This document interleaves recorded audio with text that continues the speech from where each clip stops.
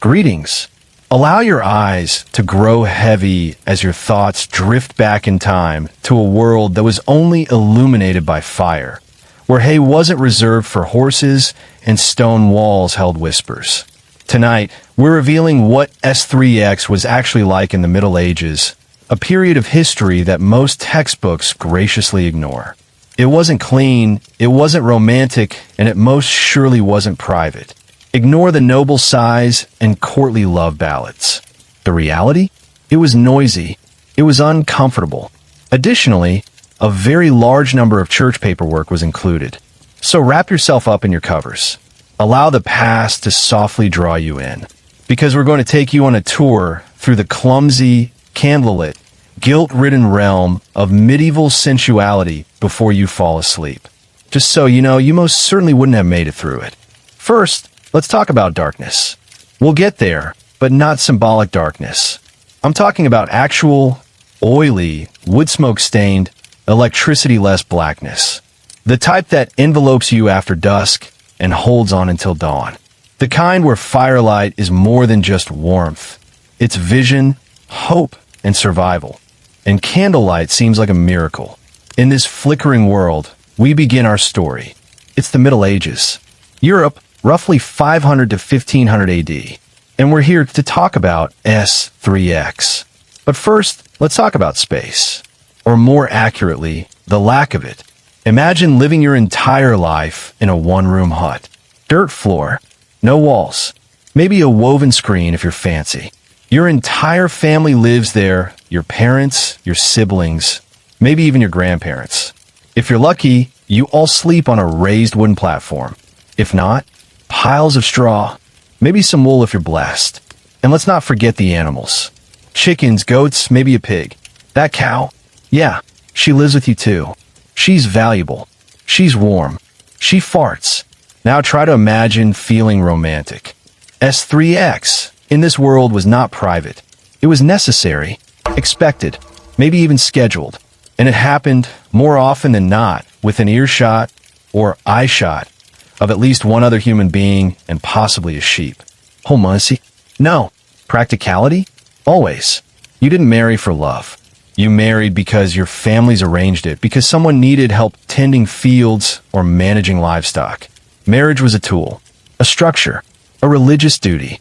And once you were married, the church expected you to do your part. Make babies. The idea of courtship was a luxury reserved for the nobility, and even then, it was mostly strategy. Among peasants, courtship was more like a series of glances at market, a whispered word while gathering firewood, a mutual understanding that your family owed her family 2 hens and a turnip patch. So how did intimacy happen? Quietly, briefly, often awkwardly, in the same bed where your youngest sibling might be coughing into a shared blanket, or your grandfather is snoring like an ox. If you were lucky enough to live in a slightly wealthier household, a merchant, a minor noble, you might have a second room, or at least a curtain. Privacy existed, but only in fragments. It wasn't assumed. It wasn't expected. It certainly wasn't guaranteed. And yet intimacy happened, because humans are wired for connection. Even in the coldest, loudest, least sexy environments, people still reach for each other in the dark. They whispered. They touched. They tried, despite everything, to feel something. And oh, the church had thoughts. But we'll get to that next. For now, just sit with this image. 2 people exhausted from a day of labor, lying side by side in the dark. Their hands, rough from farming, reaching for one another under scratchy wool. The sounds of livestock in the background. The rhythm of sleep settling into the room like dust. It wasn't glamorous. It wasn't clean. But it was real. If medieval S3X had a supervisor, it wasn't your mom, or your neighbor, or the go in the corner. It was the church. The medieval church was less a religion and more a sprawling bureaucracy with opinions on everything, especially your bedroom.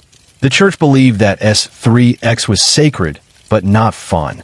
Fun was suspicious. Pleasure was dangerous. And desire?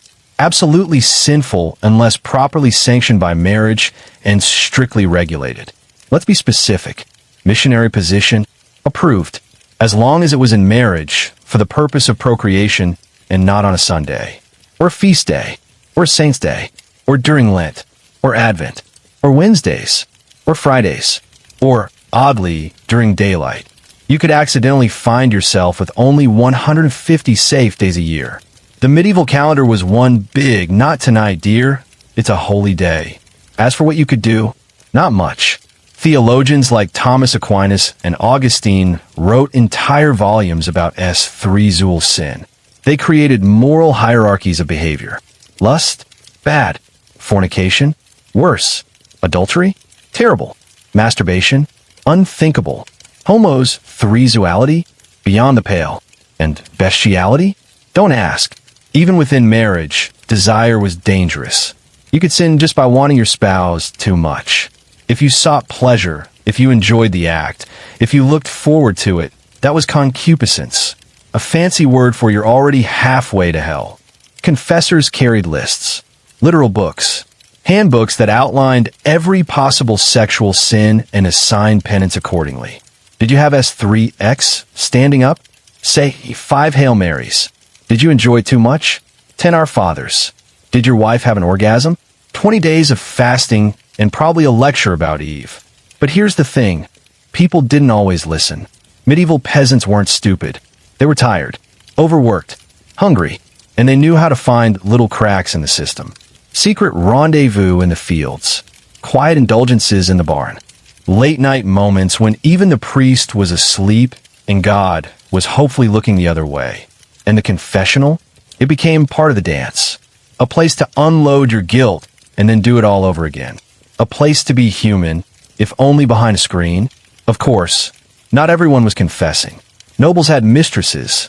Priests had housekeepers. Monks wrote some very personal poetry about temptation. And behind all the official doctrine, there was a very real human truth. People wanted to feel something more than survival. So they took risks. They broke rules. They whispered dirty jokes in the back of the tavern and flirted at the well and sometimes got caught. And when they did, the church stepped in, with public penance, with shame, with rules. So many rules. But the people? They just kept being people. Because even in a world of walls, rules, and watchful saints, the heart is stubborn. And desire doesn't always ask for permission. Let's say, just for a moment, that you're a medieval peasant. You've spent the day hauling water, tending to pigs, or, if you're fortunate, baking barley bread and gathering firewood. Your hands are blistered. Your back is a stiff, creaky mess. Your tunic smells like cabbage and smoke. And yet, as you pass a girl in the village, brushing her hair with a carved comb near the well, your breath catches. You linger a little too long. She glances up and looks away quickly. A flush rises to her cheek. You know that look. What comes next? Well, that depends. Regarding your marital status. On hers. According to your socioeconomic class. According to the moon's phase. On whether a feast day is planned for tomorrow. Regarding whether Father Godric has already noticed your prolonged looking. The distinction between desire and damnation was extremely thin in medieval society, and everyone was looking. You know, there's a reason why lust was listed as one of the 7 deadly sins. It was thought to rip the soul away from God's way. Indulging in sexual passion, particularly beyond the bounds of a marriage sanctioned by the church, constituted a risk of eternal damnation. Nor is it poetic damnation. Forever damnation with fire and brimstone and devils tearing at your skin. Everyone was doing it, though not covertly, silently, awkwardly, not always so quietly. There was always tension. It could be seen in a stable boy who stayed behind after mass a bit too frequently, or in a widow who laughed a bit too loudly at market. A priest's fleeting gaze at the baker's wife, or the bruises a servant girl attempted to conceal on her wrist could be examples of it. Just because the church declared something was bad didn't mean that desire vanished. However, there were also repercussions. The consequences may be severe if a lady became pregnant outside of marriage. Avoiding penance in public. The whispers continued. She might be fired, banished, or charged with seduction if the male had a higher position. If the roles were reversed and he was caught, he might pay a fine, say a few prayers, and go on his way. And yes, it was almost always the woman who bore the cost. Virginity was currency in the medieval world. A woman's worth, economically, socially, spiritually, was tightly wound around the state of her hymen. So tightly, in fact, that noble families would sometimes hire midwives or older women to examine a bride before marriage and confirm her purity. There were even tricks, little blood packets, chicken livers, bed staging, to fake a virginal first night. And if she wasn't a virgin, well, life got complicated. Yet still, love stories happened. Illicit, fragile, whispered in the dark kind of love. Lovers carved hearts into tree bark, left tokens under mossy stones, stole moments at the edge of the village during festivals. In truth, many people didn't get caught, and even those who did often found ways to atone and return to daily life. The church was strict, yes, but it also knew how to forgive, especially if the penitent came with enough coin or contrition. But it never stopped watching, never stopped whispering. And so, for most people, desire remained something half-lit, something dangerous, something shameful and sacred all at once. Picture it now. A May Day festival, garland in the trees, laughter in the air. You're dancing around the maypole, your fingers brushing against someone else's. The wine has made your head warm and your heart louder than your thoughts. Later, under the moon, a kiss, a hand on your waist, the distant sound of bells from the chapel tower. And then the next morning, guilt, confession, silence. It's strange, isn't it, that something as universal as desire had to hide in the corners. That the thing connecting all of us, this urge to love, to touch, to be seen, was considered the most dangerous thing of all. But in the Middle Ages, that's exactly what it was. And somehow, it made those stolen moments even more powerful. Let's climb a little higher now, not morally necessarily, but socially. Up the stone steps of a castle, through the heavy wooden doors, past guards with halberds and chambermaids with clean linens. Welcome to the noble bedchamber. Here, in these dimly lit rooms lined with woven tapestries and flickering iron sconces, intimacy took on a different form. It was still controlled, still religious, still wrapped in expectation. But it came with silk sheets instead of straw, and sometimes a choice. Sometimes, among the nobility, marriage was almost never about love. It was about land, alliances, dowries, heirs. A noblewoman might be married at 14 to a man twice her age. A baron might be pledged in infancy to a girl he wouldn't meet until she arrived at his manor with 5 wagons of silver and a family priest. And once married, well, consummation was expected and often witnessed. Yes, witnessed.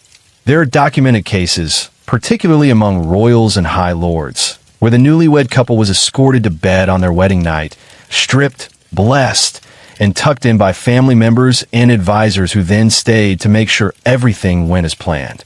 How's that for mood lighting? These consummation rituals were often legal requirements.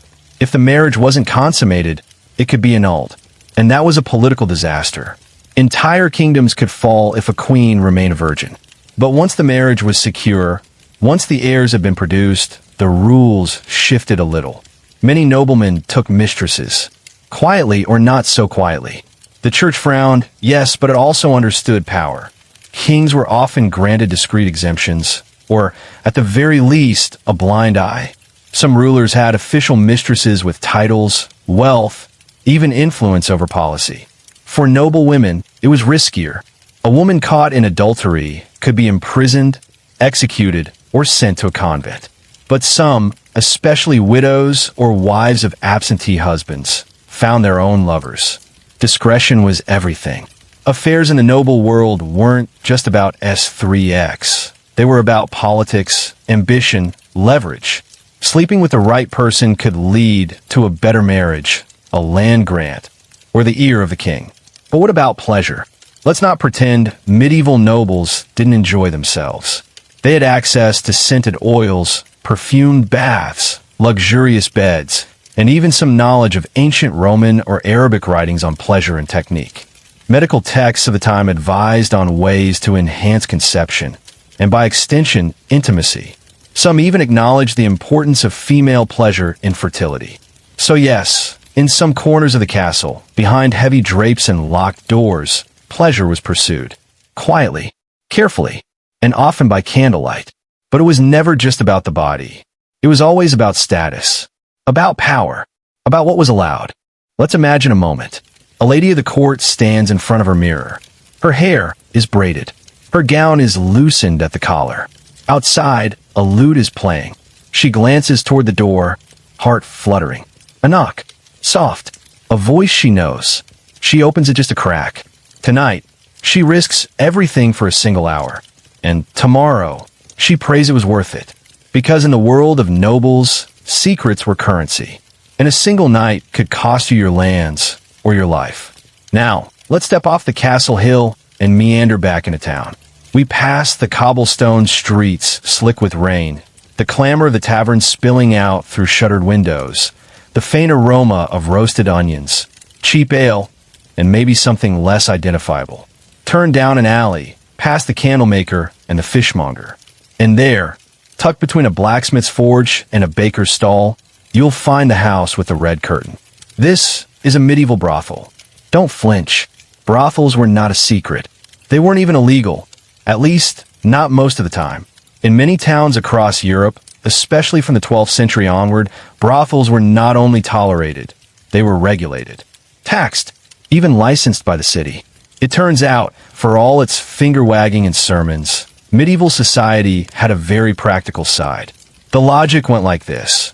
Better to have a place where lust could be safely contained than let it run wild through the streets, disrupting the fragile order of marriage and morality.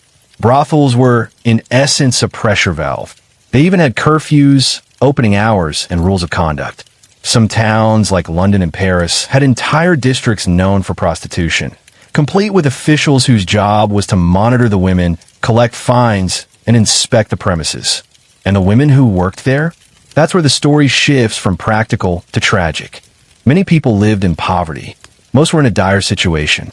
Famine or pestilence had left some orphaned. Others fell into the trade after being shunned for becoming pregnant outside of marriage, or they were sold into it by family members. They were promised shelter in brothels, a roof, a little salary, food and clothes sometimes. However, they also stole almost everything else, including freedom, security, and the ability to refuse. Yes, some brothels were operated by women, but many were handled by men, even priests, who kept the money and gave little in exchange. Cities attempted to enforce protections in certain instances, rules pertaining to payment and beating. However, they were hardly ever enforced. Refusing a client could result in a fine for a lady. For disobeying the rules, one might face public whipping. And when she became unattractive as she grew older, she was frequently cast aside and left to beg or worse. However, not every brothel was filthy and unclean. A few were intricate, adorned with vibrant textiles, scented with herbs, and manned by ladies who could sing, dance, and recite poetry. Nobles and merchants might go there for conversation, entertainment, and even a weird emulation of love, in addition to sex. Performance was survival for many of these ladies. Charm was money. S3X, too? There was nothing more or less to S3X than a transaction. Naturally, the church formally denounced prostitution. Informally, however, it ignored it, perhaps even made a cut. There were bishops who received revenue from brothels on their land, monasteries that confessed and absolved women weekly in exchange for silence. Some priests even lived in these districts, preaching on Sunday, visiting on Thursday. Hypocrisy wasn't invented yesterday. And what about the customers? They came from every class. Peasants, soldiers, pilgrims, nobles in disguise. Some were shy, others aggressive. Many were drunk. A few fell in love disastrously. There are recorded cases of men marrying former prostitutes, scandalizing the community, confusing the clergy. One or two love stories even survived, barely, but most didn't, because love wasn't the point. In the world of medieval brothels, S3X was survival. S3X was business. S3X was a job, just one with no off days, no benefits, and no retirement plan. So next time you hear a romanticized tale of medieval passion, remember the woman behind the curtain.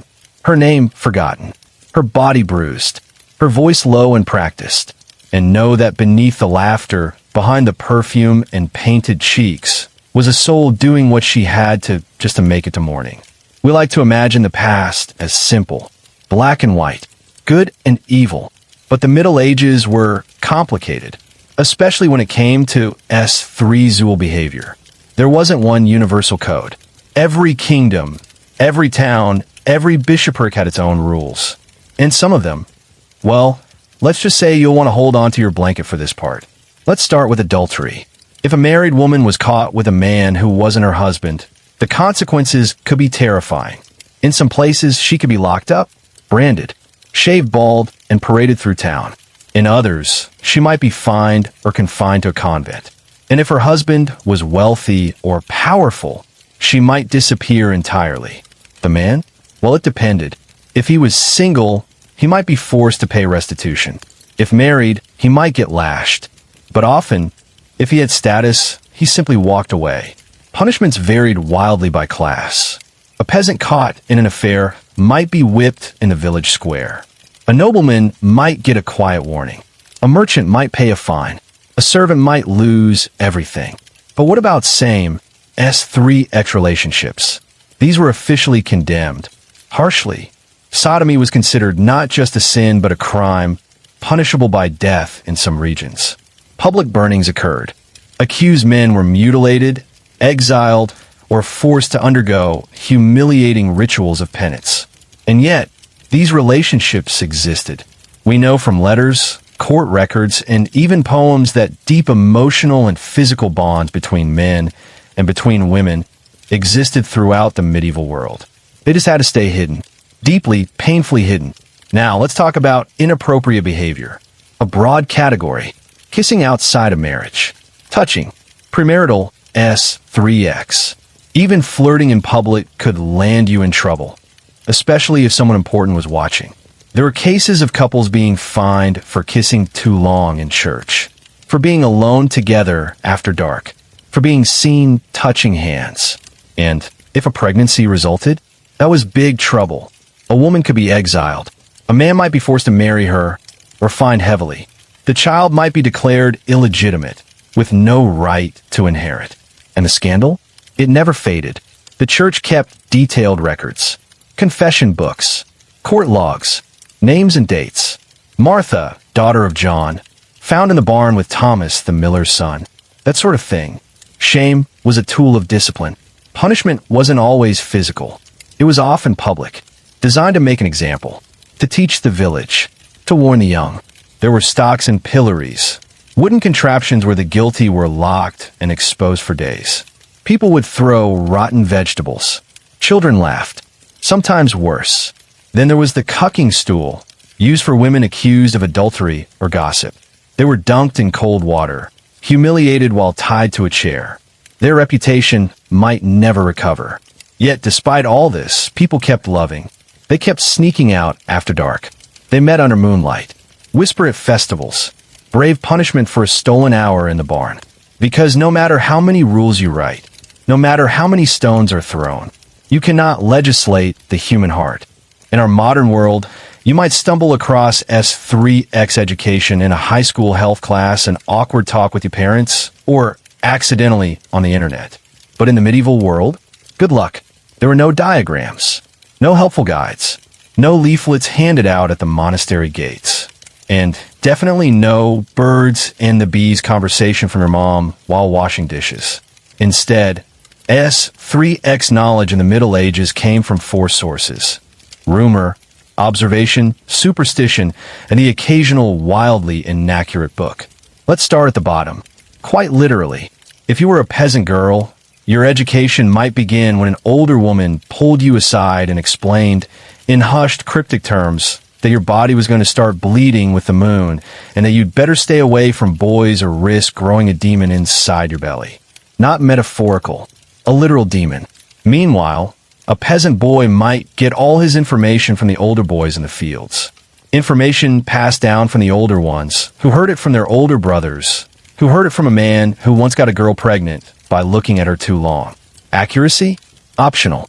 Truthfully, Most people in the medieval world entered marriage with only the vaguest idea of what was about to happen, especially women. There are recorded cases of brides bursting into tears on their wedding night, not from shame, but sheer confusion and fear. No one told them. No one prepared them. Some thought they were being attacked. This was not an accident. It was tradition. You see, modesty was prized, especially in women. To be curious about the body, especially your own, was to risk the sin of lust. To speak openly about S3X was scandalous, even dangerous. Ignorance was considered purity, and so silence was enforced. But what about the educated?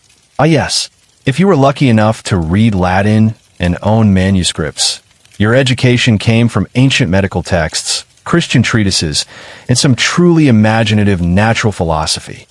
And by imaginative, we mean absurd. For instance, it was widely believed that the womb had a mind of its own. It wandered inside a woman's body, drifting up to the lungs or liver if not anchored by regular marital S3X. A wandering womb, doctors warned, could cause hysteria, shortness of breath, and even death. What was the cure? Marriage. Or, if that wasn't available, a vigorous herbal steam bath to coax the womb back into place. Then there was the idea of hot and cold bodies. Men were hot and dry. Women were cold and wet.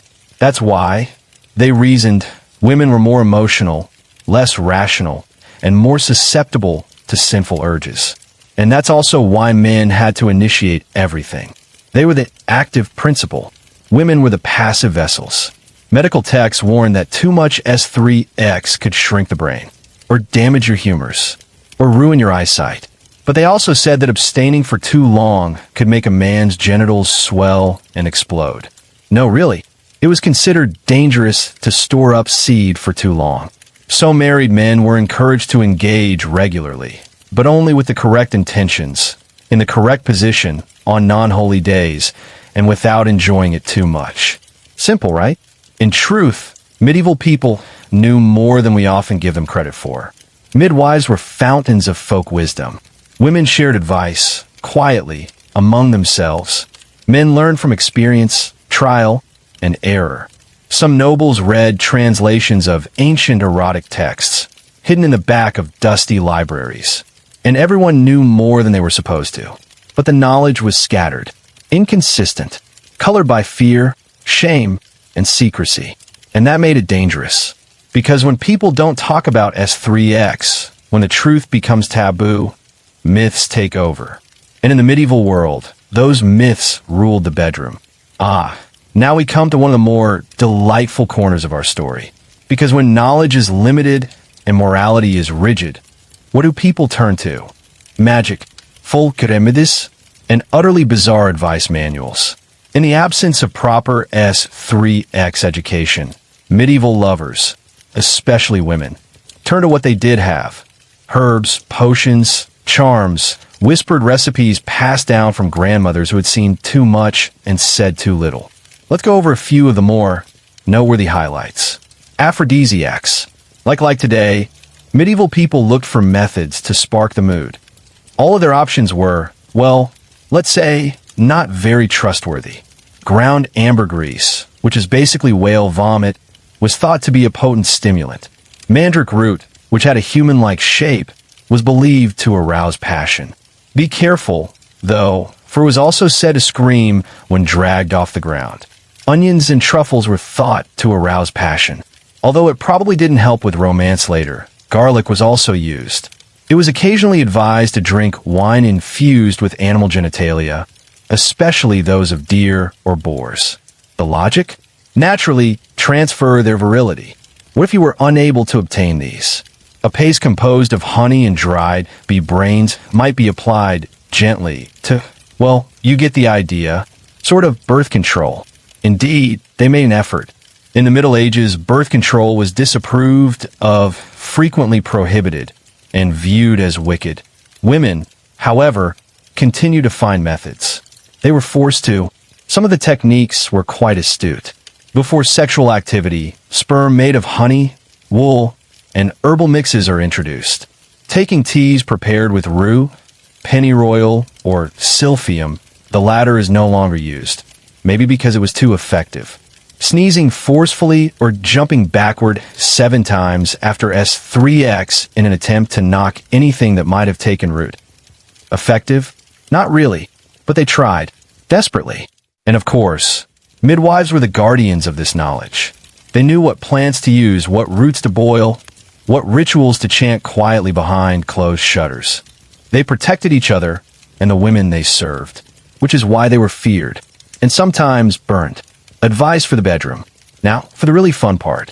There were actual how-to guides, written mostly by monks or celibate scholars, which tells you everything you need to know. These books advise things like, avoid S3X during thunderstorms. The devil is more active in storms. Never kiss with open eyes. Demons can enter that way. The best time for conception is during the waxing moon. Avoid eating cabbage before intimacy. It makes the body sluggish and the mind dull. Always wear a blessed amulet to ward off infertility and impure thoughts. There was even a common belief that if a child was conceived during lustful or improper S3X, the child would be marked with sin, left-handed, red-haired, or prone to misbehavior. And don't get us started on what they thought about left-handedness in general. For women, especially, the advice was often contradictory. Be obedient but desirable. Be modest but fertile. Be silent, but please your husband. Your role was to make babies, keep the house, and not tempt men into sin with your eyes, your hair, or the movement of your hips. So naturally, women took matters into their own hands, quietly, carefully, and always at great risk. They learned from each other, shared secrets by candlelight, hid herbs beneath floorboards, sewed charms into hems, and when they found a moment of joy, they cherished it, because they never knew if it would come again. So yes, medieval S3X advice was weird, often dangerous, sometimes hilarious, but beneath all the absurdity was a simple, powerful truth. Even in the most repressed, confused, fear-soaked centuries, people still wanted to love, to connect, to find magic in touch, to be seen. And sometimes that was the most radical act of all. Let's pause now, take a breath, and imagine a quieter existence. No stolen glances, no whispered meetings, no illicit liaisons behind the barn. Just silence, solitude, the creaking floor of a convent hallway, or the dim light filtering through a monk's narrow window. Because not everyone in the medieval world was entangled in love or lust. In fact, many weren't. Some chose celibacy. Others had it chosen for them. Let's begin with the church itself. Monks, nuns, priests, abbesses, friars. These men and women committed themselves to a life of chastity. It was, in theory, a holy calling, a higher path, to rise above the body, to deny the flesh in favor of divine love. In practice? Well, it depended. Some truly lived in peace. They embraced silence, devotion, contemplation. They turned their longing inward, toward prayer, music, writing. For them, celibacy wasn't a burden, but a freedom, a way to love the world without needing to possess it. But for others, let's just say the vows didn't always stick. There were entire scandals in certain monasteries, pregnant nuns, misbehaving monks, abbots who kept lovers in secret wings of the abbey. Some monasteries quietly raised the illegitimate children of their own clergy. The church responded with predictable horror. More rules, more inspections, more sermons about lust and Satan creeping into holy places. But the pattern repeated itself century after century, because human nature doesn't disappear behind stone walls. Still, the idea of virginity remained central, especially for women. A virgin was considered pure, untouched, sacred. She had value, not just spiritual, but economic and symbolic. Virgins were idealized in art, in poetry, in legal contracts. Kings bragged about marrying virgins. Priests lectured about the Virgin Mary as the highest standard of womanhood. And for some, virginity was lifelong. Young women were sent to convents before they even understood what they were giving up. Families paid dowries to monasteries the way they would to husbands. A second daughter, a sickly child, a stubborn sister, off she went to pray and sew and chant her way through the decades. Was it cruel? Sometimes, yes. But also, sometimes it was a refuge. In a world where marriage meant childbirth after childbirth, no say in your own future, and the constant risk of dying in labor, convent life offered protection, education, community, a place where a woman could read, write, and lead. Some women thrived there. Abbesses became powerful figures. Nuns wrote theology, managed land, copied manuscripts, healed the sick. They were far more than meek brides of Christ. They were administrators, poets, herbalists, spiritual leaders. And many of them lived celibate lives with joy. Still, that life came with loneliness, with longing, with questions whispered in the dark after Compline, the feeling that something might have been missed. But it wasn't just nuns and monks who lived without S3X. Many people, simply by fate, never married. Widows, poor laborers, disfigured men from war, women deemed unmarriageable due to age, illness, or poverty. They lived lives of quiet routine, not by holy vow, not by choice, but because the world forgot them. And what did they feel? We'll never fully know. Their letters don't survive. Their voices rarely echo in the archives. But we know they existed. We know they laughed, worked, dreamed, felt longing in their chest that no sermon could erase. They found solace in friendships, in gardens, in tending animals, in long walks and candlelight prayers. And maybe, just maybe, in themselves. Because even in a world obsessed with coupling, there's always been space for the soul who walks alone. Now we come to one of the quietest, most delicate parts of this history. The part history books usually skip. The part scrawled in the margins of old manuscripts, hidden between the lines of poems or punished with silence. Let's talk about queer lives in the Middle Ages. Was there language for it? No, not like today. There are no neat categories. No LGBTQ acronyms. No rainbow flags fluttering on the castle towers. But there were people. Always, there were people. People who didn't fit into the expected mold. Who loved differently. Who touched differently. Who dreamed of something outside the rigid binary of husband and wife, priest and nun, man and woman. Let's begin with the men. There were always men who desired other men. The church called it sodomy, a catch-all term used not just for homos' threezool acts, but for anything non-procreative. It was a mortal sin, punishable by death in some places, burning, mutilation, exile. But desire doesn't die just because someone tells you it should. Monks formed deep, passionate bonds with each other, sometimes expressed in tender letters, sometimes in long embraces during prayers, sometimes in stolen nights behind abbey walls. Were these always physical? Not necessarily. But were they intimate? Absolutely.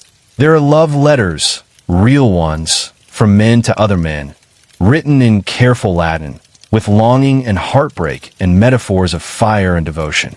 Some were caught. Others lived entire lifetimes of quiet secrecy. And a few even found ways to live together, servants, scribes, companions, under the same roof until death. And what of women?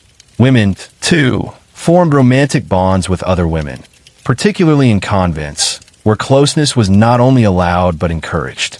They shared beds, exchanged vows, kissed, held each other through the night. Historians once dismissed these as spiritual friendships. But read the letters, feel the intensity, the physicality, the heartbreak when one was transferred or died, and it becomes harder to deny. And yet, there was no language, no protection, only the risk of exposure.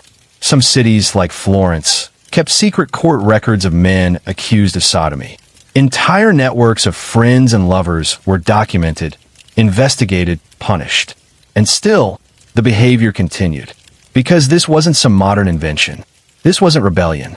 It was simply love, or longing, or hunger for closeness in a world built for strict binaries. Some tried to marry, to conform, to hide. Others didn't. There are stories, brief, half erased, of people who lived as a different gender, who dressed as men, fought in wars, joined monasteries, ran shops. Some were eventually discovered. Others died as they lived, outside the lines.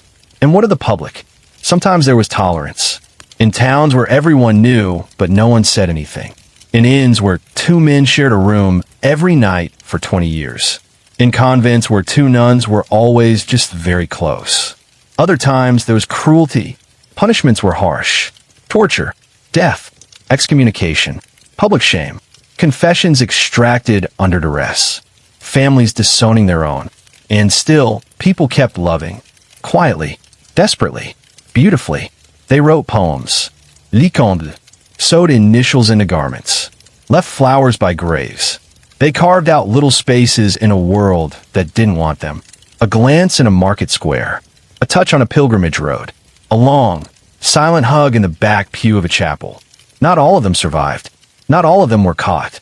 But all of them existed, and they deserved to be remembered, not for their punishment, but for their courage, their tenderness, their audacity to love in the margins. Because even when the world had no room for them, they made room for each other. In the medieval world, the human body was not biology. It was symbolism, a battlefield of humors, spirits, sins, and divine favor. And nowhere was that truer than the womb. If a woman's role in society had a job description, it might have read, wife, housekeeper, and mother of many. Failure to conceive will result in shame, judgment, and possible witchcraft accusations. Yes, it was like that. Fertility was everything. It defined a woman's worth, socially, spiritually, economically. A barren wife was a walking contradiction, a failure of function, a theological problem wrapped in flesh. Because to be barren meant you were either being punished by God or you were cursed by the devil. Neither was perfect. Thus, if you were a medieval woman attempting to conceive, you could have tried the following. Your husband and you may only sleep together during specific phases of the moon. You may put a prayer inscribed, ivory-carved amulet beneath your pillow. Staghorn powder may be swallowed with wine. On a feast day, you might take a bath in spring water that was obtained before dawn. Or, for added drama, you could recite the Lord's Prayer backwards while crawling 3 times beneath a yew tree. What if none of that was successful? You could consult the wise woman in the area, not the doctor in the village. The priest, no, but a woman with smoke curling from her hearth and plants hanging from her ceiling. You might get a tonic from her. A charm. Goat milk is used to boil a harsh plant. Something that will open your womb, arouse your seed, or ignite your warmth. In the meantime, your husband was rarely held responsible if he was infertile. Oh no, infertility in men was a medical annoyance. Infertility among women was a moral catastrophe. To replenish his vital juices, a man may be advised to take warm baths, eat a lot of meat, and walk vigorously. In contrast, a lady may be reprimanded for her hidden transgressions, heated, cleansed, cupped, or bled. And if conception did happen, then the fear really began. Because pregnancy wasn't joy. It was risk. It was 9 months of holding your breath, praying that the stars aligned, that the devil stayed far away, and that your body, untaught, unequipped, and entirely alone, would know what to do. Midwives advised sleeping only on your left side. No lifting heavy things. No eating fish with bones. No looking at deformed animals or walking near graveyards. No S3X. And above all, no bad thoughts. It was believed that a mother's mind could shape her baby. If she dreamed of wolves, the child might be born hairy. If she envied her neighbor, the child might have a squint. Pregnancy was not just physical, it was moral. And if you miscarried, it wasn't just nature, it was judgment, a sign of spiritual impurity, a whisper that maybe, just maybe, you had failed before you even had a chance a mother. But the body moved forward, the belly grew, the bones ached, the breath grew shorter, the world narrowed, and soon it was time to face the ancient threshold, time for the lying in, time for childbirth. Let's lower the lights now. Tread softly. A woman is in labor. The door has been closed. The shutters drawn. Men have been sent away. This is a female space. Ancient, sacred, and terrifying. The fire is stoked. Warm water is prepared. Herbs hang from the beams. Mugwort, tansy, rosemary. A cross is placed above the bed. a saint's relic tucked beneath the pillow. This is not just a birth. This is a battle. Because in the Middle Ages, childbirth was the most dangerous thing a woman could do. The statistics are grim. Anywhere from 1 in 10 to 1 in 3 women might die from childbirth in some regions, depending on conditions. That's not a bad day. It's a normal one. There are no painkillers, no trained doctors in most cases, no surgical tools, no sterile gauze, no epidurals. Just a woman, her body, and the midwife. Midwives were both respected and feared. They knew things other people weren't supposed to. They had seen the private parts of nobles and peasants alike. They delivered the future and sometimes buried it. A good midwife was everything. She could massage the hips, whisper prayers, tie knots to catch the pain, and offer potions brewed from crushed poppy, valerian, or willow bark. A bad midwife? She could kill. Not intentionally. But if the baby was breech, if the labor stalled, if there was hemorrhage or infection, there was very little anyone could do. Sometimes, the midwife was accused of witchcraft when things went wrong. But often, she was simply the last warm hand a dying woman held. Let's imagine the room. The laboring woman is groaning. Her teeth clenched on a piece of cloth. Her sister rubs her feet. The midwife checks the baby's position. Outside, a priest waits in case baptism is needed immediately. Candles burn low. Prayers are murmured. Time loses meaning. Sometimes it took hours. Sometimes days. And then, finally a cry. If the child was born healthy, it was quickly washed, swaddled, baptized, sometimes even before the cord was cut, and placed at the mother's side. But if the child was stillborn, there were rituals for that too. A hurried baptism if there was any flicker of life. A tiny grave in consecrated ground, if you were lucky. Otherwise, a corner of the churchyard. A whispered burial. A grief you were expected to swallow. And the mother? She might survive, or not. If she lived, she was confined for 40 days, the lying-in period. She was considered spiritually unclean. She could not touch holy objects, could not enter church, could not resume normal life until she had been churched, a ritual cleansing and blessing for surviving childbirth. The truth? Many women didn't. Infections were common. Retained placenta, torn flesh, fevers with no cure. Death came with little warning. Sometimes quietly, sometimes screaming. And yet they kept going, kept trying. Some women gave birth 10, 15, even 20 times in their short lives. Often starting at age 14 or 15. Many buried more children than they raised. Some lost every single one, but still they loved. They sang lullabies. They made toys from straw. They sewed tiny robes and kissed tiny foreheads. They whispered blessings and braided curls and buried their grief in the folds of their aprons. This was motherhood in the Middle Ages. Not romantic, not gentle, not pastel-colored, but raw, sacred, terrifying, heroic. And when you hear a name in a history book, a king, a knight, a philosopher, remember the nameless woman who bore him, bled for him, and died forgotten. History remembers the sword, but it was the womb that made the world. The child is born. The screams have quieted. The midwife has wiped her hands. A candle still flickers on the windowsill, its wax dripping onto the stone.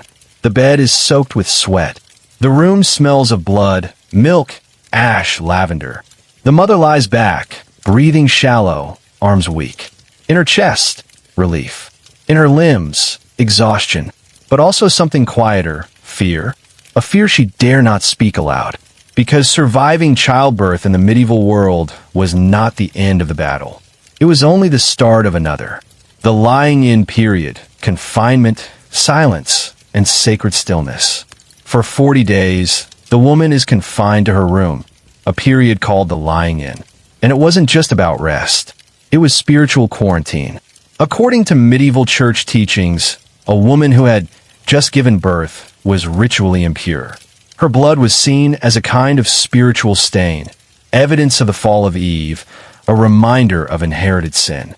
She was therefore to be isolated and kept away from the community's hallowed areas, the altar, and the sacraments. Her bed turned become an island of sorts. She was cared after by female relatives and midwives. They changed her linens, brought her broth, and applied oil to her swelling limbs. They murmured gossip, prayers, and encouragement. She was loved, yet she was also isolated. She must refrain from returning to her marital responsibilities during this period, according to church doctrine. Don't cook. Nothing needs to be cleaned. Not S3X. Until her churching was over, her husband was supposed to refrain. However, expectations and reality did not always align. Cleaning and returning to the churching ceremony. If the woman lived after 40 days, she would be brought to church for a custom known as churching, a cleansing, a return to the social and spiritual spheres of existence. She would wear her best gown, or what remained of it, which was frequently sewn with hopeful thread throughout pregnancy. To obtain a priest's blessing, she would be escorted to the altar with her head lowered. She was cleansed of the flow of her sin, according to the prayer. Only as a vessel did it commend her for bearing life. Her bravery was not praised. It didn't inquire how many times she had sobbed in her pillow due to pain, fear, or sadness over a lost child. Back to the village green. Back to the market. Back to the pews. Back to her husband. The return to the marriage bed. Now we come to it. The most whispered about subject of the postpartum world. When could she return to S3X? And how did she feel about it? In truth, there was no universal answer. The church advised a waiting period, 40 days at minimum, longer if there were complications. Some men honored this. Others did not. There are quiet records in ecclesiastical courts, heartbreaking in their understatement. Agnes, wife of Peter, complains that her husband came to her before her bleeding had stopped. Or, Marjorie accuses her husband of taking her by force while her child still nursed at her breast. Sometimes these women were believed, sometimes not. But even in the most respectful of marriages, returning to S3X after childbirth was complex. The body had changed. Torn, scarred, milk leaked from breasts. The belly remained soft, the mind fragile, and the desire? Often it was gone, not just because of pain or fear, but because everything had changed. The body that once belonged to a lover now belonged to a child. It had been broken open. It had crossed into the mystery of life and death. To pretend things could be the same, that she could simply return to her husband's touch with the same ease as before, was to ignore the deep, spiritual transformation of motherhood. Some women resisted. Others endured. A few found new intimacy, tender, slow, built on shared survival. But many simply complied. Because in the medieval world, a wife could not say no. Marital expectations, law, lust, and the dead of the body. Let's talk plainly now. In medieval law, marriage was not just a union. It was a contract, and one of its conditions was the regular exchange of what was called the marital debt. A husband owed his wife conjugal rights. A wife owed the same. Refusing could be grounds for annulment, or worse, for suspicion of adultery or witchcraft. But the reality? The power was uneven. A man could demand S3X. A woman could not. If she refused, he could take her by force, and it would not be called rape. Not legally, not spiritually. She was his. Her body, a vessel. Her consent, already given at the altar. There were exceptions. Cases where women fled, or sought refuge in convents, or begged priests to intervene. But these were rare and dangerous. More often, a woman returned to the bed, not because she wanted to, but because it was expected, because there were more children to make, because refusing would mean anger, or violence, or abandonment. Some try to protect themselves. They use herbs, potions, wore charms, even inserted amulets to block conception. They timed their cycles using moon phases or old wives' tales. But control was fragile, and the risk never left. Motherhood's toll, the body that never recovers. We must speak now of the truth no one dared to say aloud. The body never went back to the way it was. There were no physiotherapists, no pelvic floor exercises, no postnatal vitamins. A torn perineum was stitched, if at all, with coarse thread by candlelight with no anesthetic. A prolapsed uterus might be pushed back with a hand and a prayer. Leaking bladders were hidden with rags. Breasts stretched, cracked, became sources of pain and nourishment and shame. The belly never flattened. The spine curved. The hands ached from lifting, washing, grinding grain while nursing a colicky infant. And yet women were expected to return, to work, to cook, to serve, to smile, to be available to their husbands again. No wonder so many women aged quickly. No wonder grandmothers at 40, widows at 35, were already hunched, hollow-eyed, toothless. Their bodies were not allowed to rest. Their trauma was never acknowledged. And yet, they kept going. Love after childbirth. Is it possible? In the midst of all this, does love survive? Yes, sometimes beautifully. There are records, rare but radiant, of husbands writing poems to their wives after childbirth, thanking them, praising their strength, holding their hands when labor began, and staying through the end. One husband built a small chapel in memory of a child they lost. Another carved his wife's name into a wooden crib with the words, "You gave me the stars." In the peasant classes, love often showed in quieter ways. A husband bringing his wife her favorite cheese from the market, repairing her boots without being asked, standing guard at the door during her lying in, bathing the child when she could not. These were not grand gestures, but in a world where survival was not guaranteed, they were everything. For some couples, childbirth deepened their bond. They had seen death together. They had brought life into the world. They knew the fragility of flesh, the sacredness of breath. And their lovemaking, if it resumed, was slower, softer, more reverent. But for others, distance grew. Trauma carved a trench between the bodies. Fear lingered. Touch became reminder. And desire faded. In those marriages, S3X was duty, not delight. A thing done in silence, under covers, with eyes closed and minds elsewhere. The love remained, but it changed form. Next came a second pregnancy. Because, isn't that the last twist? The clock restarted even after a woman recovered after a single birth. For the most of their adult lives, medieval women were either grieving, nursing, or pregnant. No trustworthy method of birth control. No control over timing. Until their bodies failed, some had children every 18 months. They still craved affection, though. Closeness. Link. The tragedy is not that S3X occurred, but rather that it was frequently divorced from love. By choosing, out of safety. Women's silent resilience. Let's close this segment with wonder rather than sadness. Medieval ladies loved ardently, despite all their losses. They chuckled. They spun yarn and sang lullabies. Jokes about their husbands were made up by them. With infants tied on their backs, they performed at midsummer festivities. Under apple trees, they shared a kiss. Letters were hidden in bread ovens. With fire in their eyes, they prayed to the patroness of birthing, Saint Margaret. Sometimes with pleasure, they returned to their spouse's arms. With terror, sometimes. Occasionally, with silent resignation.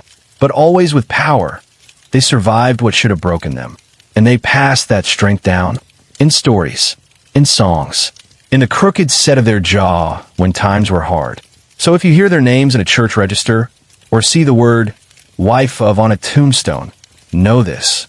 Behind every word was a body that bled, loved, bore life, and gave itself over again and again for others.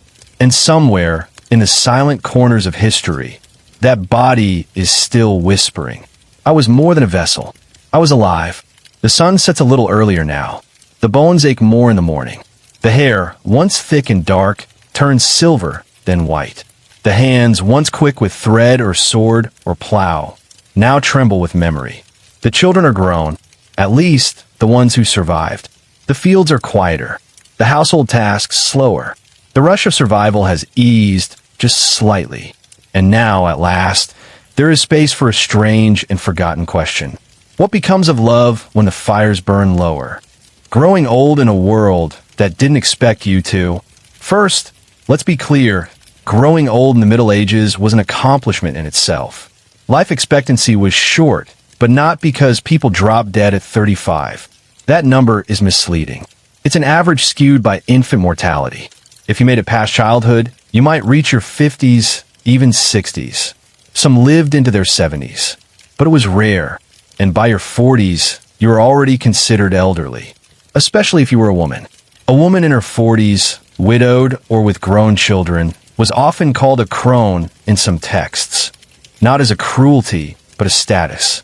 She was beyond childbearing, beyond temptation, beyond usefulness to the patriarchal eye. But what if she still had desire? What if she still longed to be touched, to be held, to matter? The world rarely asked. But behind closed doors, life did not end when youth did.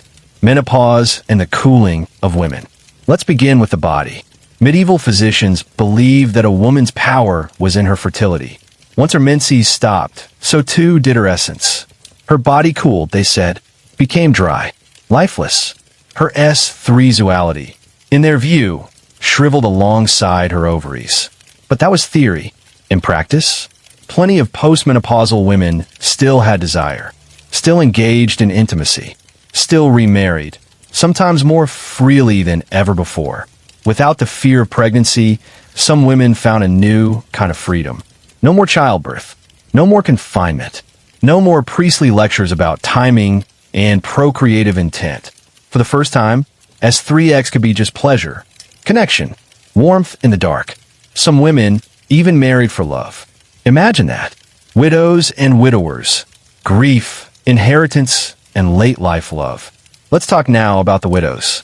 So many medieval women were widowed by midlife, war, plague, accidents, disease. A husband went out to prune the orchard and came back coughing blood, or didn't come back at all. And with widowhood came grief and power. A widow, unlike a maiden or wife, had legal status. She could own land, make contracts, run a business, raise her children without a man's interference. But remarriage? That was complicated. Sometimes it was forced. A wealthy widow was a prize. Suitors lined up. In-laws schemed. Her property made her valuable and vulnerable. Other times, she chose.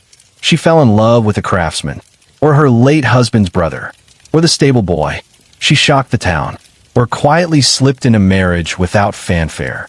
There are court records of widows eloping, of being fined for remarrying too quickly, of finding joy in the arms of a man 10 years younger. And let us not forget the widowers. Grieving men, left with children to raise, farms to run, beds grown cold. Some remarried out of necessity, others for comfort, a few, genuinely, for love. There are touching letters of old men writing poetry to their new wives, thanking them for bringing laughter back to the house. Your hand to mine feels like a cup of warm broth in winter, one man wrote. I had forgotten I was still a man, wrote another. Underscore, underscore, underscore, underscore, underscore,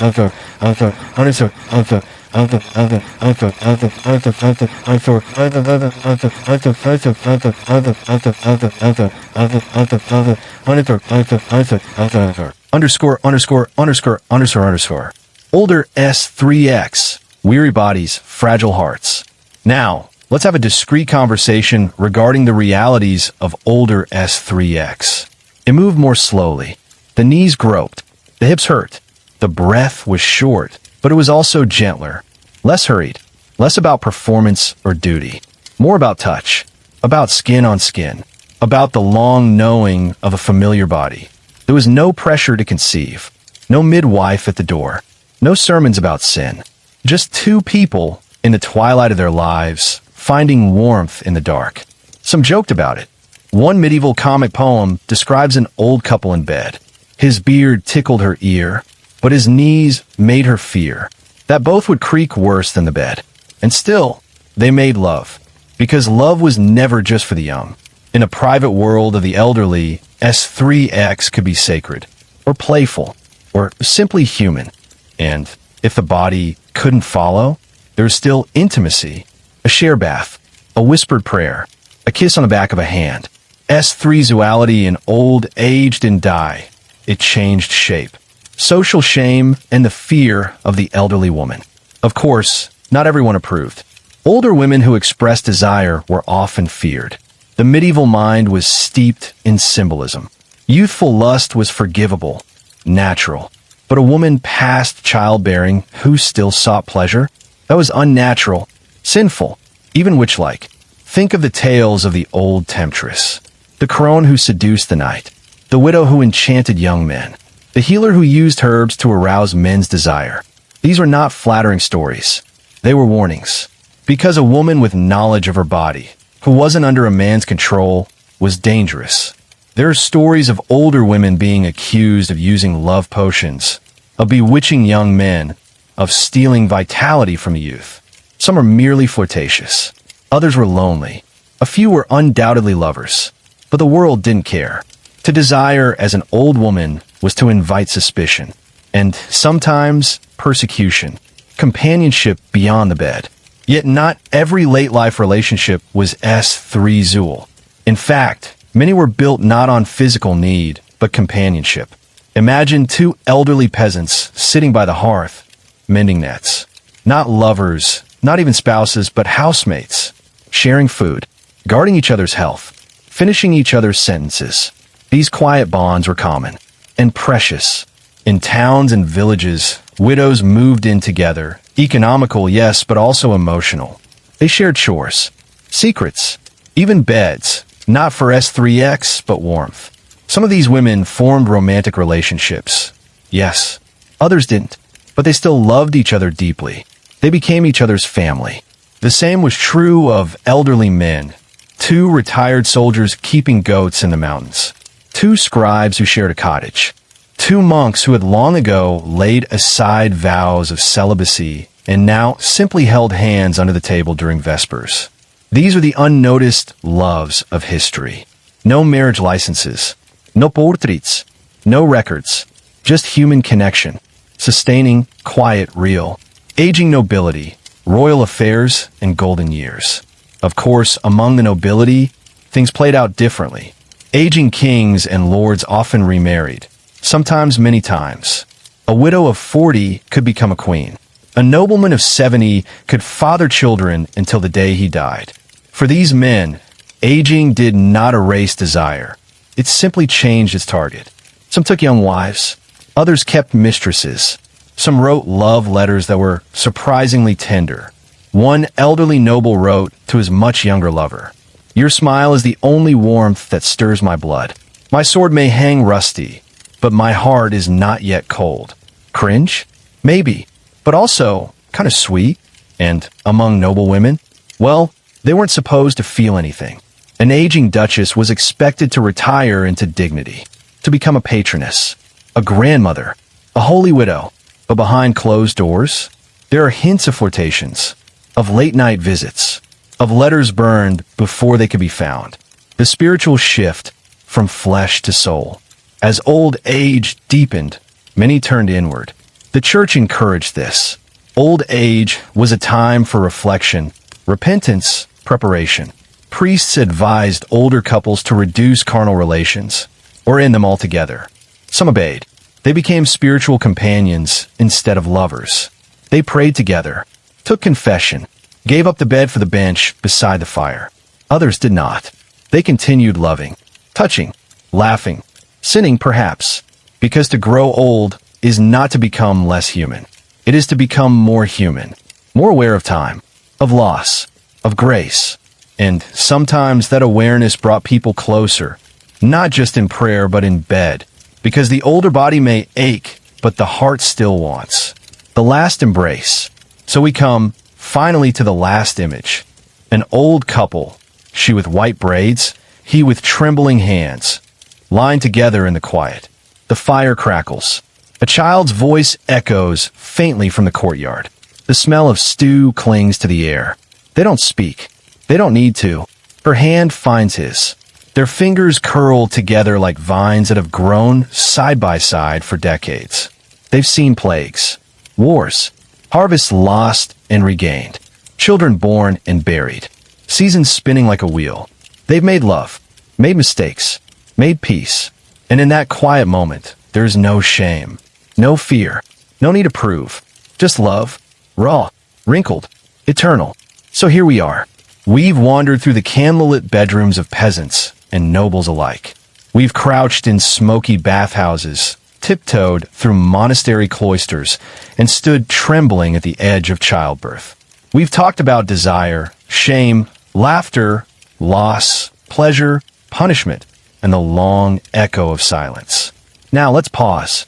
Let's ask what it all meant, and why this dusty, medieval tangle of human mess still matters now, in the middle of the night, centuries later. The fantasy versus the flesh. When we picture medieval S3X, we often imagine the extremes. Kings feasting on aphrodisiacs, damsels gasping in towers, torture chambers, orgies, skangdan, maybe a Monty Python sketch or two. But the truth? It was far more ordinary and far more complicated. It was the young farmer shyly lifting his new wife's veil by candlelight, unsure of where to begin.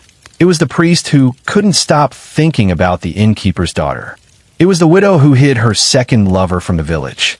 It was two monks brushing hands in the sacristy, pretending it was accidental. It was messy. It was sacred. It was feared and needed and denied and craved. It was human. And what makes it different from our modern experience? Is it just technology, access, better lighting? Or is it simply this? They were not allowed to speak of it. The silence around medieval S3X wasn't accidental. It was enforced by laws, by sermons, by shame.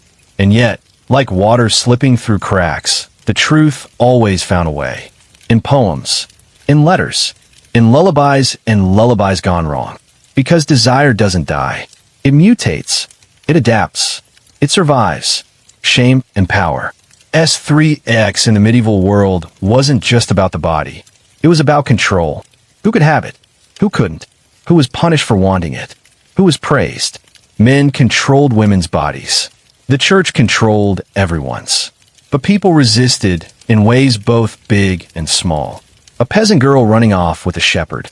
A noble woman choosing celibacy. Two women exchanging rings in the garden before being sent to different convents. Power wasn't just in who held the whip. It was in who chose when to kiss, when to close the door, when to say no, even if the world told them they couldn't. The persistence of pleasure. Even a world of rules, pleasure persisted. It bloomed in forbidden places, following vespers in a kiss that was snatched. A spouse is shown massaging his wife's swollen feet with a fire. On a long night, a midwife is chuckling over a pornographic poetry. It wasn't just bodily pleasure. Relationships were involved. Spiritual. It served as a reminder that they were more than just spouses, servants, warriors, or sinners. They were creatures, full of desire and soft-skinned. Seeking pleasure meant saying, I deserve joy. And that was an act of resistance in a cruel society.